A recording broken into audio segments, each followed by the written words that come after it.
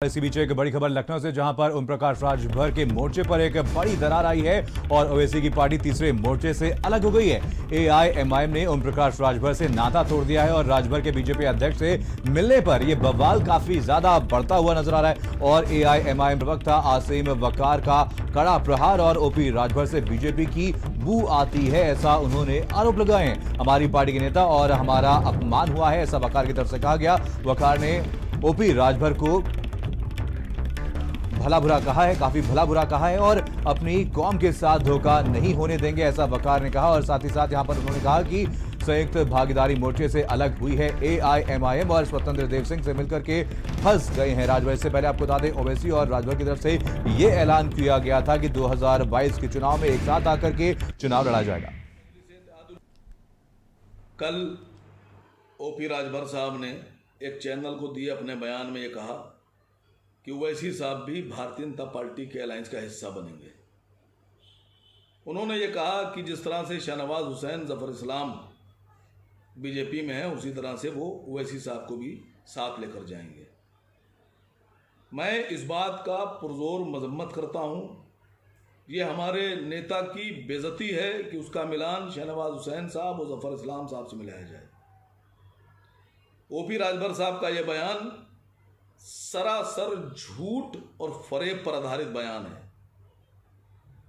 OP Rajbhar सत्ता के लिए अपनी जाति के साथ धोखा कर सकते हैं, लेकिन मैं मजलिस इत्तेहादुल मुस्लिमीन के प्रवक्ता की हैसियत से वचन देता हूं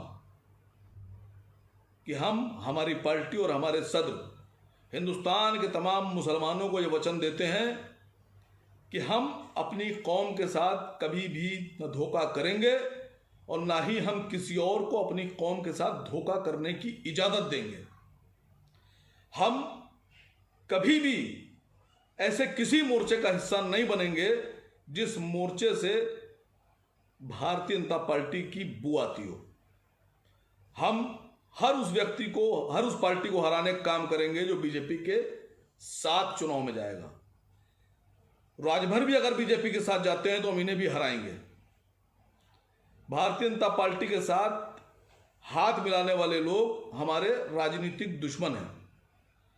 हम अपने हर मुसलमान भाई को ये वचन दे रहे हैं कि बीजेपी के साथ चुनाव लड़ने वाले, हाथ मिलाकर चुनाव लड़ने वाले हमारे राजनीतिक विरोधी, और जो लोग भारतीय जनता पार्टी को हराने के लिए चुनाव मैदान में उतरेंगे, भले ही वो हमारे साथ ना हो, वो हमारे राजनीतिक दोस्त। चलिए, अरुण राजभर जी हमारे साथ जुड़ गए हैं, सुहेलदेव पार्टी के नेता हैं। अरुण जी, स्वागत है आपका भारत समाचार में। अरुण जी, एक बहुत बड़ी खबर सामने आ रही है। खबर यह है कि एआईएमआईएम ने आपकी पार्टी से मुंह मोड़ लिया है। कहीं ना कहीं जो एक बड़ा मोर्चा शुरू हुआ था, इसमें एक बड़ी दरार पड़ती हुई नजर आ रही है। इस पे सबसे पहले आप क्या कहना चाहेंगे? देखिए, जिस प्रकार के भ्रम लोगों के अंदर पैदा किया जा रहा है, हाँ। भागीदारी संकल्प मोर्चा के सभी राष्ट्रीय अध्यक्षों को विश्वास में लेकर के कोई भी गठबंधन के फैसले लिए जाते हैं। निजी मसलों पर गठबंधन का कोई मायने नहीं होता है। अगर इस तरह का वो कह रहे हैं कि हम भाजपा से एलआई होने जा रहे हैं, तो उनकी अपनी समस्या हो सकती है, लेकिन हम अभी तक ये स्पष्ट हमें जानकारी है कि हमारे एलआई आज भी सभी दल हैं जो दसों हमारे साथ हैं और वो सभी मिल करके हम 2022 में लड़ेंगे और सरकार बनाएंगे। सवाल अब ये भी है ना कि अगर अलायंस नहीं होने जा रहा है तो क्या कुछ वजह रही जिसके चलते ओम प्रकाश राजभर जी ने बीजेपी अध्यक्ष से आज मुलाकात की?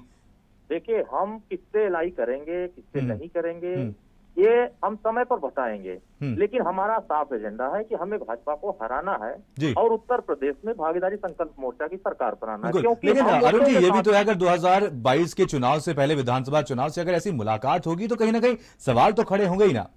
देखिए, मुलाकात के दौरान अगर आप सोचेंगे तो आज देखेंगे कि बड़े बड़े नेता जो कल तक विपक्ष में थे, आज सत्ता में है, आज विपक्ष के लोग सत्ता पक्ष से मिल रहे हैं। तो उसकी राजनीतिक, देखिए, निजी संबंधों को राजनीति से नहीं जोड़ा जाता है। और माननीय ओम प्रकाश राजभर और पहले भारतीय समाज पार्टी और भागीदारी संकल्प मोर्चा जब निजी मसलों का बात आता है तो उसे किसी राजनीतिक दृष्टि को चश्मे से नहीं देखती है। और जो लोग इसको राजनीतिक चश्मे से देख रहे हैं वो उनकी गलत फहमी है। मैंने तो हमारे नेता स्पष्ट कर चुके हैं कि हम भाजपा के साथ नहीं जा रहे हैं। हम भाजपा को हराने वाले जो लोग भी हमारे इस एजेंडे को, जैसे निःशुल्क शिक्षा के सवाल पर, निःशुल्क रोजगार के सवाल पर, निःशुल्क बिजली के सवाल पर और सामाजिक न्याय समिति की रिपोर्ट के सवाल पर और पिछड़ों की जातिवार जनगणना के सवाल पर और उत्तर प्रदेश में अमन चैन भाईचारा के सवाल पर जो लोग भी मेरे साथ आना चाहेंगे, हमारे दरवाजे खुले हुए हैं। बीजेपी के लिए हमारे दरवाजे बंद हैं क्योंकि उन्होंने हमारे साथ धोखा किया था। जो वादा उन्होंने किया था कि हम सामाजिक न्याय समिति की रिपोर्ट लागू करेंगे, हम उपेक्षित वर्गों को नौकरियों में हिस्सेदारी देंगे, लेकिन उन्होंने किया नहीं है। तो सवाल ही नहीं उठता है। अगर हम सत्ता में उनके साथ फिर से जाना होता, गठबंधन करना होता, हम कैबिनेट मंत्री क्यों छोड़ते,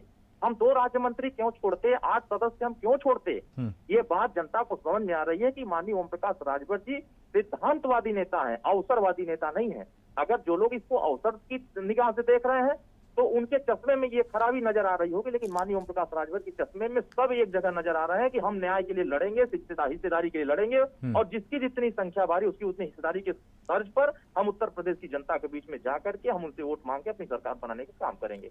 अब जो लोग इस तरह का कयास लगा रहे हैं, देखिए राजनीति में जो कयास लगाते हैं ना, कुछ लोग हवा में, ये बीजेपी के लोग कुछ चीजों को हवा देते हैं और इसमें सच्चाई तो कुछ नहीं। हमने तो कल स्पष्ट कर दिया ना कि बीजेपी के बहुत ऐसे नेता हैं जो हमारे पास आते हैं मिलने के लिए, लेकिन उनसे हमारा निजी संबंध होता है, सपा के लोगों से निजी संबंध होता है। तो इसका मायने ये नहीं निकाला जाता है कि हम ये गठबंधन के प्रयास से कर रहे हैं, ऐसा नहीं है। जो भी फैसला होगा, मैं आज स्पष्ट कर देता हूँ भारत समाचार पर कि भागीदारी संकल्प मोर्चा में गठबंधन के सवाल पर जो भी फैसला माननीय ओम प्रकाश राजभर जी लेंगे, उनके सभी भागीदारी संकल्प मोर्चा के सभी घटक दलों को विश्वास में लेकर के हम एक साथ जहां जाएंगे, चाहे वो सपा के साथ जाए, चाहे बसपा के साथ जाए, चाहे कांग्रेस के साथ जाए, हम एक साथ जाएंगे और अपनी सरकार बनाने के लिए। चलिए, जुड़ने के लिए आपका बहुत बहुत धन्यवाद अरुण जी।